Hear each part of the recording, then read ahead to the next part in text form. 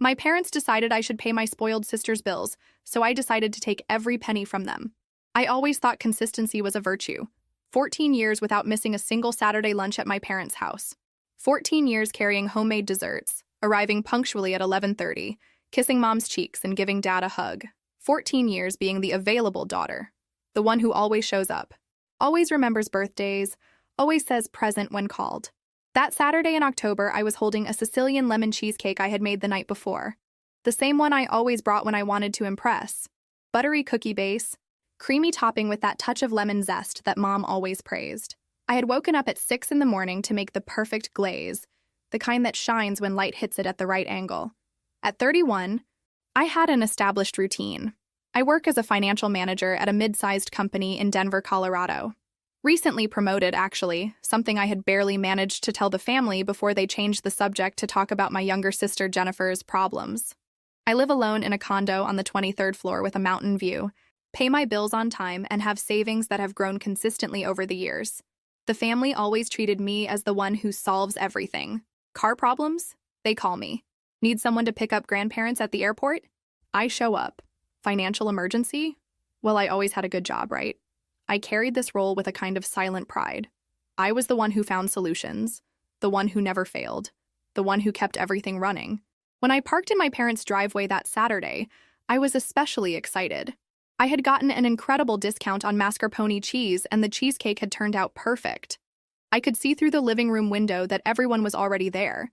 Dad sitting in his brown leather armchair, Mom in the kitchen stirring something on the stove, and Jennifer sprawled on the couch with her phone in hand, as always. I was almost ringing the doorbell when I heard voices coming from the half-open living room window. Not that I intended to eavesdrop. It was just coincidence that I stopped to adjust the plate with the cheesecake and ended up hearing my own name. She always falls for this emergency talk, was Mom's voice, coming from the kitchen. Sarah is really dumb. I froze there on the porch with the cheesecake balanced in my hands. It's not dumbness, it's that she believes we're a real family, Jennifer replied, and I could hear the sarcastic smile in her voice. She still thinks we care about her as a person, not just as, as an ATM, Dad completed, and they all laughed. Well, at least she has money. I need you guys to help me convince her today. $250,000 isn't little money, but if we do it right, my breathing failed. $250,000? I already thought of a strategy, Mom continued. First, we say we need to renovate the kitchen. You know how she is perfectionist, she'll love to help with that. Then, if it's not enough, we invent a medical emergency. She never questions when it's about health. And if she suspects? Jennifer asked. She won't, Dad answered with certainty. She never questioned anything before. Remember the $35,000 she gave for your emergency last year? Didn't even ask what it was really for. And the $15,000 she lent me for the investment? She signed the check right away. I remembered. Of course I remembered. Jennifer had called crying, saying she had credit card problems and would lose her apartment if she didn't pay immediately. I didn't hesitate. I transferred the money right away. And Dad, he had said he found an incredible investment opportunity, but needed initial capital. Just until the end of the month, he had promised. Neither of them had paid me back a single penny. The problem is she's getting smarter, Jennifer said. She asked some strange questions last month about when I was going to pay back. That's why we have to act fast, Mom replied. Before she starts connecting the dots. Connecting what dots? Dad asked. That our dear Jennifer here has a little problem with online games and owes a fortune to the IRS, Mom sighed. And that we're all screwed if she doesn't get this money. My world collapsed. Problems with games? IRS? I always knew Jennifer was irresponsible with money, but this... She'll pay, Jennifer said with a confidence that made me nauseous. She always pays. It's really pathetic, actually. Always trying to prove she's a good daughter. A good sister. As if money could buy love. They laughed again. All three of them. Well, at least she's good for something, Dad said. Couldn't get a husband, didn't give us grandchildren, but at least has a fat bank account. I was shaking. The cheesecake slipped from my hands and splattered on the porch floor, the perfect glaze spreading across the bricks like a yellow and white stain. Did you guys hear something? Mom asked. I backed away from the door in panic, trying not to make noise. My heart was beating so hard I was sure they could hear it. I managed to get to the car without being seen, but my hands were shaking so much it took me 3 attempts to get the key in the ignition. I drove to the nearest mall and sat in the parking lot for 2 hours crying. I sent a message to Mom saying I had an emergency at work and couldn't make it to lunch. She replied with a heart emoji, and that's okay. Honey, we'll see each other next week. Next week. When they would try to convince me to hand over $250,000 to solve my spoiled sister's problems. That night, I couldn't sleep. I stayed awake going over every conversation, every request for help, every loan I had made over the years. I started adding up in my head. $35,000 for Jennifer, $15,000 for Dad, plus $10,000 to fix the roof of the house, $5,000 for Mom's medical emergency. The list seemed endless. More than $100,000. Maybe more. All of this over 5 years. Always with promises of repayment that never materialized. And now they wanted another $250,000. I wasn't just the available daughter. I was the daughter they kept around to bleed financially when they needed to. I was the pathetic one who believed money could buy love. But while I was there, sitting in the darkness of my apartment, looking at the city lights below, something changed inside me. The pain transformed into something colder, more calculated. I was a financial manager, for God's sake. I knew how to protect assets. I knew how to build walls. And for the first time in my life, I was going to build walls around my own money. Monday morning, I woke up with a clarity I hadn't felt in years. I called the bank as soon as it opened and scheduled a meeting for the same day. No, it wasn't an emergency, I told the attendant. It was strategic planning. During lunch, I was sitting at the bank manager's desk with a handwritten list in front of me. I wanted to move all my money to a new account at a different bank. I wanted to activate security alerts for any movement above $1,000. I wanted to remove anyone who had been added as an emergency contact. May I ask the reason for these changes? Asked the manager, a middle-aged man in a navy blue suit. Asset protection, I replied, using the language I knew from work. I identified some vulnerabilities in my financial profile. He nodded as if this were perfectly normal. And maybe it was, for people who hadn't spent their entire lives being naive. While he processed the transfers, I took the opportunity to change all my passwords. Bank, credit card, investments, even my Netflix account. Anything my family might have access to was blocked. When I left the bank, I felt like I had come out of a bunker, protected, safe. My phone rang 3 times during the afternoon. Mom, Dad, and Jennifer. I let all the calls go to voicemail. On Tuesday, I sought out my supervisor, Helen, a woman in her 50s who had always treated me with genuine respect. I told her a condensed version of the situation, that I was having family problems and needed guidance on how to protect myself professionally. Have you thought about moving? She asked, direct as always. Not that I want to lose you, but sometimes physical distance is the only thing that works with toxic family. Move where? Well, it happens that our Seattle branch is looking for someone exactly at your level. Same position, salary 15% higher, and she smiled. It's 3 hours by plane from Denver. Seattle.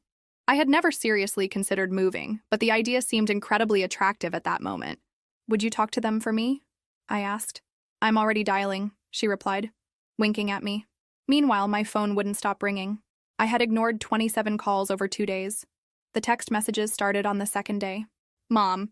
Honey, why aren't you answering? I'm worried. Dad. Sarah. I need to talk to you about an opportunity. Call me. Jennifer. Hi, sis. I have news to tell you. Call me. I archived them all without responding. On Wednesday, Jennifer finally managed to find me. She showed up at my office at lunchtime, wearing a floral dress I recognized as being very expensive. Too expensive for someone who was supposedly broke. Hi, sis, she said, throwing herself in the chair in front of my desk. Are you avoiding me? I'm busy, I replied, continuing to type on the computer. Okay, but I need to talk to you about something important. She leaned forward, with that dramatic expression I knew so well. I kind of got myself into trouble. What kind of trouble? Well, you know how I am with money. She laughed nervously. I kind of have some problems with online betting, and the IRS is on me for unpaid taxes. I owe a lot of money, Sarah. I stopped typing and looked directly into her eyes. How much? $250,000, the same amount I had heard on Saturday. What a coincidence. Jennifer, I said calmly, do you have a gambling problem? Her face changed. The vulnerability mask slipped for just a second, and I saw something calculated behind her eyes. It's not really a problem, she said. I just, bet more than I should have, but that's not the point. The point is I need your help. And if I can't help, don't be ridiculous, Sarah. Of course you can. You have plenty of money. How do you know how much money I have? Another hesitation. Well, you have a good job, live alone. It's obvious you have savings. Jennifer, do you know I already gave you $35,000 last year? That was different. Different how? You know it was a loan. I'm going to pay it back. When? When I can resolve this situation. That's why I need the $250,000 now. I leaned back in my chair. Let me understand.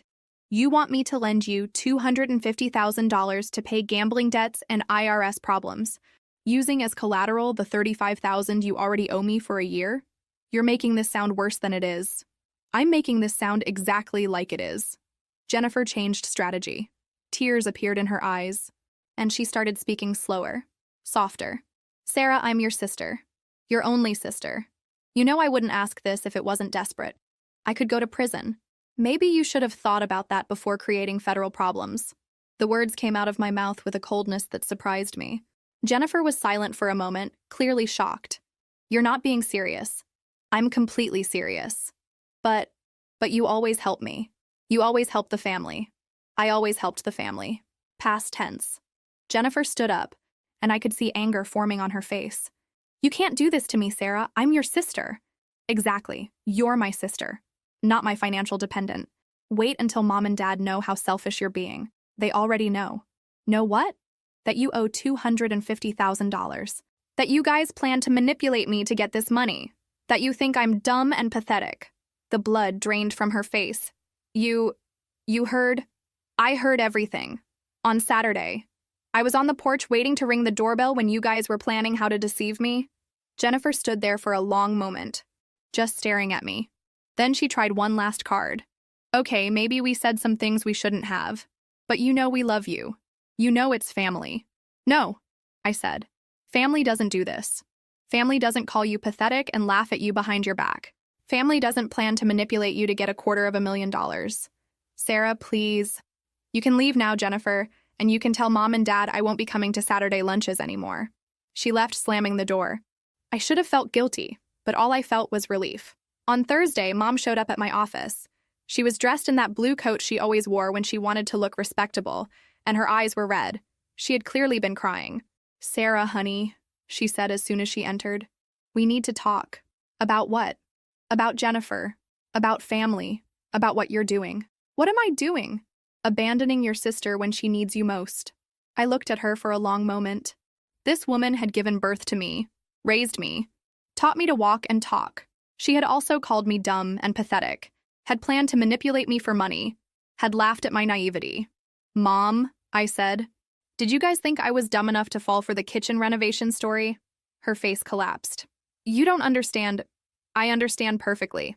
You guys planned to convince me to give $250,000 to solve Jennifer's gambling problems. First with the kitchen story, then with an invented medical emergency. We didn't. She always falls for this emergency talk. Sarah is really dumb. Those were your exact words. Mom started crying for real now. Honey, you don't understand the pressure we're facing. Your sister could go to prison. And that's my problem? She's your sister. Exactly, she's my sister. Not my daughter, not my financial responsibility. But you have the means to help. I have the means for many things. That doesn't mean I have the obligation.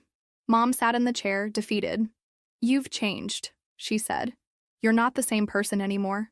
You're right. I'm not the same person you guys thought you could exploit indefinitely. We weren't. Don't insult me by pretending it wasn't exactly that. She was silent for a moment. Then she looked at me with an expression I had never seen before. Almost as if she were seeing me for the first time. So that's it? You're going to let your family destroy itself? I'm going to let my family face the consequences of their own choices. Just like any responsible adult should do. And us? Your parents? Don't we mean anything to you? The question hurt more than I expected. Because despite everything, I still loved them. But I finally understood that love wasn't enough when there was no respect. You mean a lot to me, I said.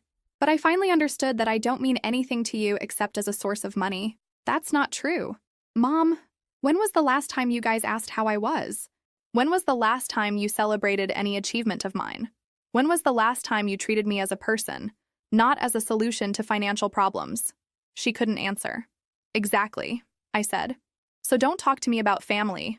Family goes both ways. Mom left without saying anything more. That afternoon, I received a call from Helen telling me the Seattle position was mine. If I wanted it, I accepted right away. By the end of the week, I had already started organizing my move. Not that it was complicated. I had always been an organized person, and my life fit in a few boxes. But there was something liberating about packing my belongings, as if each object I put in the boxes was a piece of my old life I was leaving behind. That's when Dad decided to make his final move. He showed up at my apartment on Saturday morning, unannounced. When I opened the door, he was holding flowers, a bouquet of cheap daisies from the supermarket. "Hi, honey," he said with that smile I used to love. "I thought we could talk." "About what?" "About all this nonsense. About you avoiding the family." I let him in, but didn't offer coffee or invite him to sit. He stood in my living room looking at the stacked boxes. "Are you moving?" "I am." "Where to?" "Seattle." "Seattle?" He seemed genuinely shocked. "Why the hell would you go to Seattle?"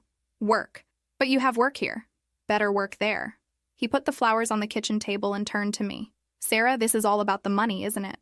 About what you heard last Saturday." "It's not about the money, Dad. It's about respect." "Respect? You guys don't respect me. You see me as a bank account with legs." "That's not true, isn't it? So tell me, when was the last time you guys invited me to something that wasn't a disguised request for money?" He was silent. "When was the last time you guys asked about my promotion? About my life? About anything that wasn't related to how much I can contribute financially to this family?" "We ask. You don't ask. You pretend to listen for 5 minutes before changing the subject to some problem of Jennifer's. She's your sister, and I'm your daughter, but apparently that only matters when you guys need money." Dad sat on the couch, suddenly looking much older. "You don't understand the pressure we're facing," he said. "Your sister is in serious trouble.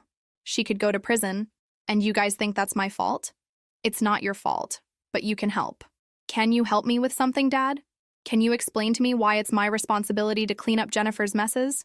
"Language."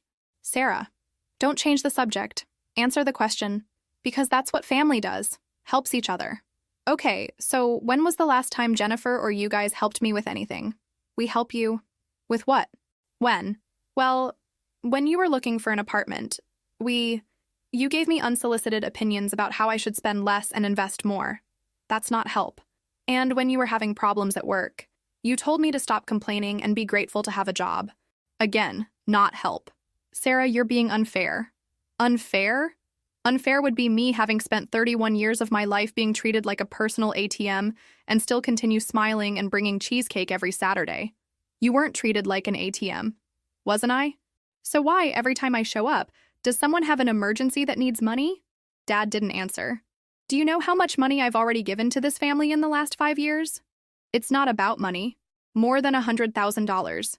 $100,000 in loans that were never paid back. $100,000 in emergencies that magically appeared every time I got a bonus at work. You never complained. Because I thought that's what family did. I thought you guys loved me." "We do love you. You love my bank account." "That's not true. Isn't it? So why did you guys laugh when Jennifer said I was pathetic for trying to buy love with money?" The silence stretched for a long moment. "You heard that?" "I heard everything. Every cruel word. Every laugh. Every plan to manipulate me." Dad lowered his head. "We didn't want you to hear. You didn't want me to hear, or you didn't want me to know. Sarah, which is it?" "Dad, are you guys sorry for saying those things, or sorry I found out?" "We're sorry for hurting you. But you're not sorry for thinking those things. That's not what I meant." "That's exactly what you meant." I sat in the armchair across from him. "Dad, I need you to understand something. I'm not doing this for revenge. I'm not trying to punish you guys. I'm trying to save myself." "Save yourself from what?" "From continuing to be a person who believes she has to buy love. From continuing to be someone who is valued only for what she can give, not for what she is." "But you are valued." "Am I? So why do you guys only call when you need money?" "We call other times. To ask for favors. To solve problems. To do something for you guys." "But that's normal. Normal would be you guys calling to ask how my day was. Normal would be you guys remembering my birthday without me having to remind you. Normal would be you guys being proud of my achievements instead of immediately thinking about how they can benefit you." Dad was silent for a long moment. "So that's it?" he asked finally. "You're leaving and never talking to us again?" "I'm leaving because I need to learn to live without feeling like I have to buy the approval of people who should love me unconditionally." "We do love you unconditionally." "No, Dad, you love me conditionally. The condition is that I continue being useful. That's not true. Then prove it. How? Stop asking me for money. Stop asking me for favors. Stop treating me like a solution to problems. Treat me like a daughter. I do treat you like a daughter. You don't. You treat me like an employee you can count on to solve things. Sarah, you're being dramatic. Dramatic? Dad, you guys literally plan to manipulate me to get $250,000. If that's not drama, I don't know what is. He stood up. Well, I see you've already made your decision. I have. And there's nothing I can do to change your mind? There is. You guys can start treating me like a person who deserves respect instead of a bank account that occasionally needs emotional validation. That's not how we see you. That's exactly how you see me. He walked to the door, then turned around. You know your sister could go to prison, don't you? I know. And you're okay with that? I'm not okay with that. But it's also not my responsibility to prevent it. She's your sister. And I'm her sister. Where was she when I needed emotional support? Where was she when I was going through problems at work? Where was she when I was having trouble dating? You never asked for help. I shouldn't have to ask. Family should notice. Family should care. We do care. You care about what I can do for you. That's not the same thing. Dad opened the door. I hope you change your mind, he said. I hope you guys change your attitude, I replied. After he left, I continued packing. But something had changed. The conversation with Dad had clarified some things for me. They really didn't understand what they had done wrong. For them, I was being dramatic and selfish. For me, I was finally learning to value myself. 2 weeks later, I was at the airport waiting for my flight to Seattle. I had sold most of my furniture and sent the rest of my things by mail. I was carrying only 2 suitcases and a carry-on bag. While waiting in the departure lounge, my phone rang. It was a number I didn't recognize. Hello? Sarah? It's Mom. I'm calling from our neighbor's phone. Hi, Mom. Honey, please don't board that plane. Why? Because we need you here. Because you're our daughter and families stick together. Families that respect each other stick together. We do respect you. You don't, but maybe one day you'll learn. Sarah, please. Mom. I need to hang up. My flight is calling. Wait, before you go, I just want you to know that I love you. I love you too, Mom. But love without respect isn't enough. I hung up the phone and boarded the plane. During the flight, I looked through the small windows and saw Denver shrinking below me. Somewhere down there was my family, probably dealing with the consequences of Jennifer's choices. Somewhere down there was the house where I had spent countless Saturdays, always trying to be the perfect daughter. But I wasn't running from them. I was running toward myself. Seattle was different from everything I knew. Rainy when Denver was sunny, mountainous in a different way, with an urban energy that excited me. My new apartment was on the 32nd floor of a downtown building, with floor-to-ceiling windows and a view of Puget Sound. The work was challenging in a good way.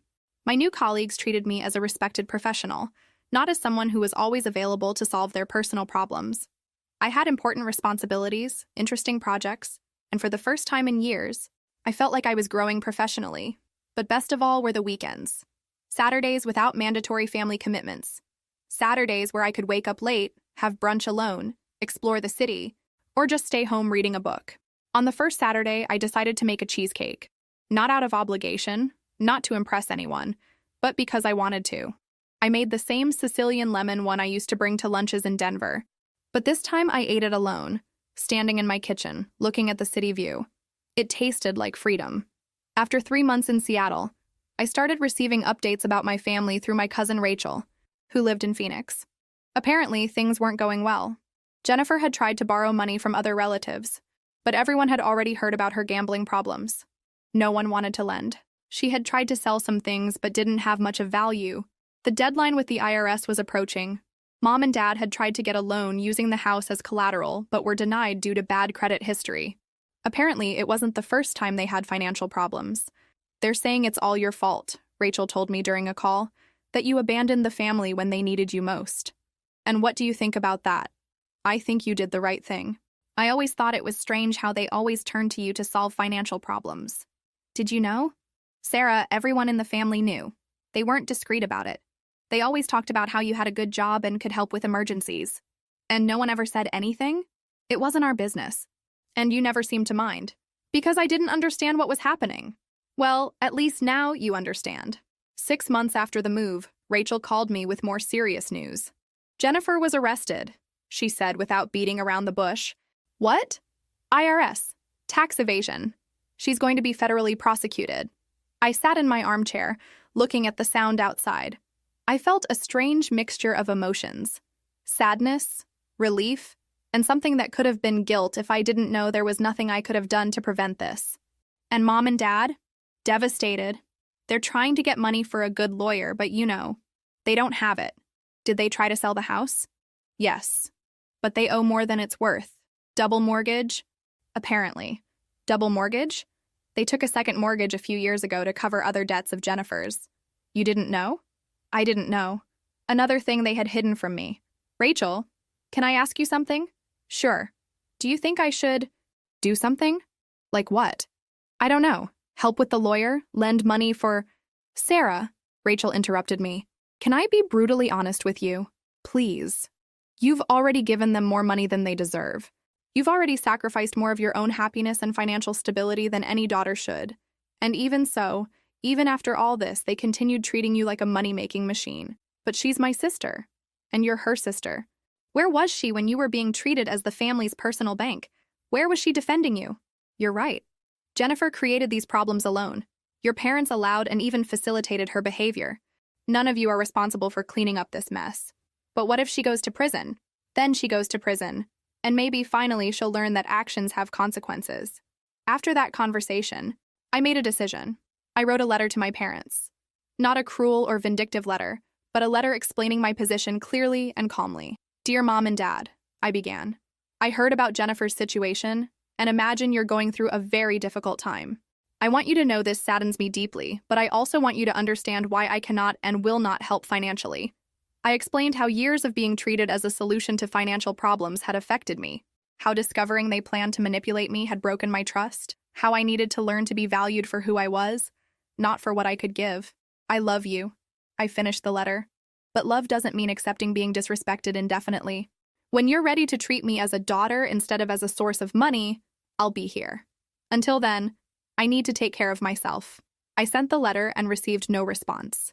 A year after the move, Jennifer was sentenced to 2 years in federal prison. My parents lost the house and moved to a small apartment in a cheaper neighborhood. Rachel told me these updates, but they seemed increasingly distant from my new life. Because I had a new life. A life where my weekends were mine. A life where my money was mine. A life where I was valued for my work, my personality, my intelligence, not for my ability to solve other people's financial problems. I had made real friends, coworkers who invited me to dinner because they enjoyed my company, not because they needed something, neighbors who stopped to chat in the elevator because they were genuinely interested in how I was doing. I started dating, nothing serious yet, but men who treated me as an equal, who split the check at restaurants, who didn't see me as a potential sugar mama. And every Saturday, I made cheesecake. Sometimes to share with friends, sometimes just for me. But always because I wanted to, never because it was expected. 2 years after the move, I received an unexpected call. It was Mom. Hi, honey, said the familiar voice, but more fragile than I remembered. Hi, Mom. How are you? I'm well. And you guys? We're surviving. Jennifer gets out of prison next month. That's good. Sarah, I wanted to call you because I finally understand. Understand what? Why you left. Why you stopped helping us. I understand now. What made you understand? These 2 years without you. These 2 years having to deal with everything alone. I realized we never learned to be a real family because we always had you to solve everything. Mom. No, let me finish. I realized we treated you badly. That we used you. That we never valued you the way you deserved. I was silent, not knowing what to say. I'm not calling to ask for money, she continued. I'm not calling to ask for help. I'm calling to apologize. Thank you, I said simply. And to tell you that I love you. Really? Not because you always solved our problems, but because you're my daughter, and I should have shown you that much sooner. I love you too, Mom. Could you ever forgive us? Mom, I forgave you guys a long time ago. Not for you, but for me. Forgiving doesn't mean forgetting or going back. It means letting the anger go. And does it mean that maybe one day we could have a relationship again? Maybe. But it would be a different relationship. A relationship where I'm respected. A relationship where I'm not expected to solve financial problems. A relationship where I'm valued for who I am. I would like that very much. I would too. Can I Can I call you from time to time? Just to know how you are? You can, but Mom, if any call is about money or problems, I'll hang up. And I won't answer the next ones. I understand. And I won't come to Denver for holidays anymore. If you guys want to see me, you'll have to come here. That's fine. And if Jennifer wants to talk to me when she gets out of prison, she'll have to apologize to me first. Real apologies, not the kind of apology that's actually a disguised request for help. I'll talk to her. Don't talk to her for me. Don't. Let her make her own decisions. Okay. After I hung up, I sat on my balcony looking at the sound. Seattle's sky was doing that thing it does, changing from gray to blue to something almost golden, all in a matter of minutes. I didn't know if Mom was being sincere or if this was just another strategy. I didn't know if our relationship could be fixed or if I wanted it to be. But I knew one thing. I had learned to live without them. I had learned to value myself. And that, by itself, was worth every difficult moment of the last 2 years. 6 months later, Jennifer sent me a letter. A handwritten letter. Not typed, which surprised me. Sarah, it began, I know I have no right to expect you to read this, but I needed to try. She explained how prison had changed her, how she had stopped gambling, had no choice, obviously, and how that had given her clarity about how much she had lost because of the addiction, how she had thought about our relationship and realized how badly she had treated me. I was always jealous of you, she wrote. You were always the responsible daughter, the one who had everything together, the one who always solved everything. And instead of admiring that, I resented it. I resented that you were everything I couldn't be. So, when I discovered I could use that I could manipulate you to get money, I did. And I convinced myself it was okay because you could afford it, and because family helps family. But what I was really doing was punishing you for being better than me, and that's unforgivable. She didn't ask for money in the letter, didn't ask for help, didn't even ask me to respond. She just apologized. I don't expect your forgiveness, the letter ended. I just wanted you to know that I finally understand what I did, and that I'm sorry, really sorry. I kept the letter in a drawer and didn't respond. Not because I was angry, but because I wasn't ready, and maybe I never would be, and that was okay. 3 years after the move, I met someone.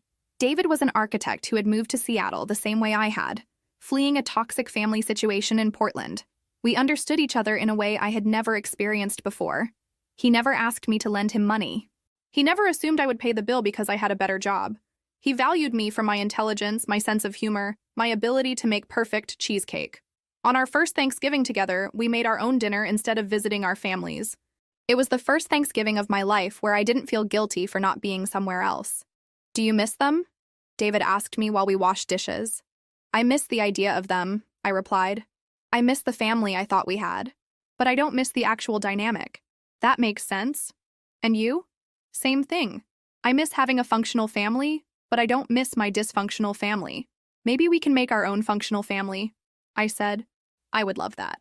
4 years after the move, Mom came to visit me in Seattle. It was strange to see her in my space, in my apartment, in my new life. She seemed smaller than I remembered, more fragile. But she didn't ask for money. She didn't mention problems. She just wanted to know about my life. You seem happy, she said while we had coffee on my balcony. I am happy. I remember when you were little. You always seemed to be trying to make everyone happy, always trying to be the perfect daughter. I still try to make people happy, but now I include myself on that list. I should have taught you that. You couldn't teach what you didn't know. I know now. Do you? I know that love isn't just giving. It's respecting. It's valuing. It's seeing the person as they really are, not as you want them to be. That's a good start. Mom stayed 3 days. We didn't talk about Jennifer, who was still trying to rebuild her life after prison. We didn't talk about money. We didn't talk about the past much more than that. Instead, we talked about my work. She seemed genuinely interested. About Seattle, she loved the city. About David, she approved. When she left, we hugged at the airport. Can I come again? She asked. If you want to. I want to. Then come. 5 years after the move, David proposed to me. We were on our balcony, watching the sunset over the sound, when he got down on one knee. Sarah, he said, you taught me what a real family is. A family where people choose each other every day, where love comes with respect, where each person is valued for who they are. David, I want to build a family like that with you. I want us to be the example of how healthy relationships work. Yes, I said before he even finished asking. Yes, I want that too. At our wedding, Mom was there. Dad too, although he still had trouble looking me in the eyes. Jennifer wasn't there. She had sent a card but didn't feel ready to see us in person. But also, there were my friends from Seattle, my co-workers, the people I had chosen to be part of my life, my new family. During his speech, David talked about second chances and chosen families, about how sometimes you have to save yourself before you can love someone right. Later that night, when we were alone in our apartment, still dressed for the wedding, I made cheesecake, the same Sicilian lemon one I used to make years ago. "Why do you still make that?" David asked. "Because now it tastes like real love," I replied. "Not obligation. Can I tell you a secret?" "Sure. I never really liked cheesecake before I met you. And now? Now it's my favorite dessert. Why? Because you make it with love. Love without expectations. Love without strings. Real love." 6 years after the move, Mom called me to tell me Jennifer had gotten married to someone she met in a support group for gambling addicts. They were building a simple but honest life together. "She wants to talk to you," Mom said. "She can call me if she wants." Would you answer? Maybe. It would depend on what she wanted to talk about. She doesn't want money, if that's what you're worried about. I'm not worried about that. I just don't know if I'm ready to let her back into my life. That's your choice. It is. And for the first time in my life, you guys are respecting my choices. We learned. I hope so. Jennifer never called me, and that was okay. Some bridges burn completely, and that's not necessarily a bad thing. 7 years after the move, David and I had our first daughter, a girl we named Emma. When she was born, I held her in my arms and promised her she would never be treated like I was treated, that her value would never be measured by what she could give to other people, that she would be loved unconditionally, respected always, and valued for exactly who she was.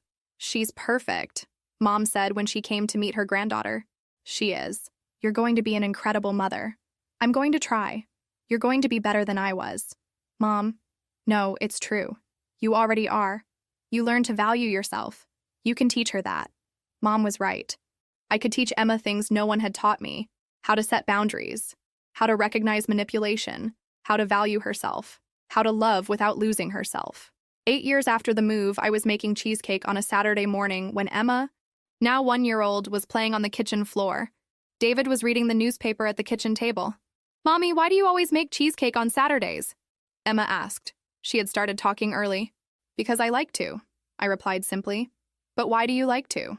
"Because it reminds me that I can make beautiful things just because I want to. Not because someone expects it, not because someone needs it, but because I choose to." Is that good? That's very good. 10 years after the move, I finally completely understood what had happened. I hadn't run away from my family. I had run away from the version of myself that didn't know how to exist without being useful to other people. The girl who brought cheesecake every Saturday, hoping that food could buy love, had died. In her place, a woman had grown who knew her own worth, who chose her own relationships, who gave because she wanted to give, not because she felt she had to give. I still made cheesecake on Saturdays. But now, when I put that first spoonful in my mouth, the taste was of freedom. It was the taste of finally having learned the difference between being loved and being used. And that difference had saved my life. There are stories that aren't just stories. They're mirrors of life. If this one moved you, help us keep telling others that also deserve to be heard. Subscribe to the channel, turn on the notification bell so you don't miss more stories like this, and join us. Thank you very much, and have an excellent day.